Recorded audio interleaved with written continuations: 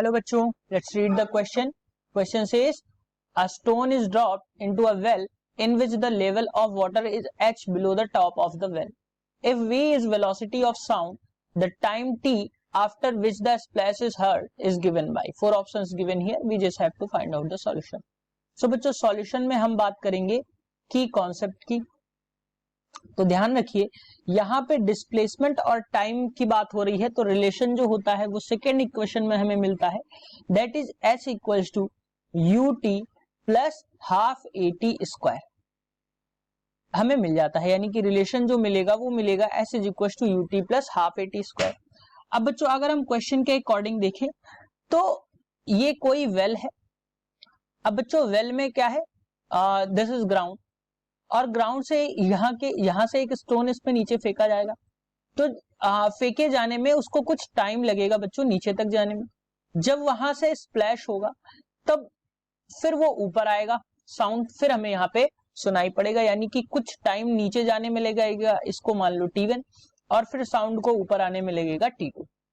अब अगर हम T1 की बात करें तो क्या होगा बच्चों, यहाँ पे अगर हम इसके अकॉर्डिंग बात करें तो T1 क्या हो जाएगा, टोटल टाइम आपसे पूछा गया तो total time t equals to हम मान लेते हैं T1 प्लस T2 लगेगा. अब जब पत्थर नीचे जा रहा है तो उसमें एक्सेलरेशन जो होगा वो ग्रेविटेशनल एक्सेलरेशन के बराबर लगेगा. जब पत्थर नीचे की तरफ जा रहा है तो a is equals to g के बराबर हो जाएगा.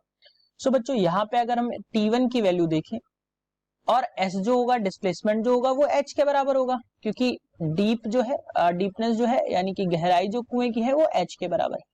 तो अगर हम वैल्यूज यहाँ पे पुट करें तो h equals to u t plus half a t square में करेंगे तो क्या हो जाएगा बच्चों, यहाँ से हमें h is equals to s की जगह हम पुट करेंगे तो हमें वैल्यूज क्या मिल जाएंगी बच्चों, T1 की वैल्यू जो आपको मिलेगी वो आपको मिलेगी अंडर रूट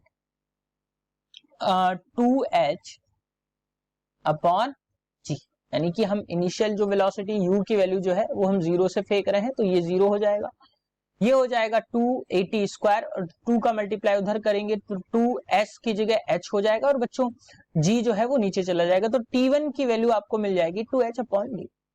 अब अगर हम बात करें आवाज के ऊपर आने की तो वेलोसिटी जो है उसकी गिवन है v और टाइम जो है हमने मान लिया T2, तो T2 इज इक्वल टू हो जाएगा, टाइम इज इक्वल टू क्या हो जाएगा बच्चों, distance that is h upon velocity, यानी कि ये T2 जो होगा हो जाएगा. सो बच्चों अगर हम टोटल टाइम सोचे देखें कि टाइम कितना लगेगा उसको आने में, तो टाइम टेकन मैंने आपको बताया था वो क्या हो जाएगा बच्चों, कैपिटल T, और कैपिटल T किसके बराबर है, T1 प्लस T2 के, यानी कि जब हम इसको सॉल्व करेंगे तो ये मिल जाएगा under root 2h by g plus h by v. So जो टाइम लगेगा वो हमें ये लगेगा. अब अगर हम ऑप्शंस की बात करें तो option 4 is the correct answer for this question. Sorry बच्चों 4 नहीं होगा, ऑप्शन जो होगा वो होगा आपका 2h by g plus h upon v. So option 2 is the correct answer for this question. Hope you understood it well. Best of luck.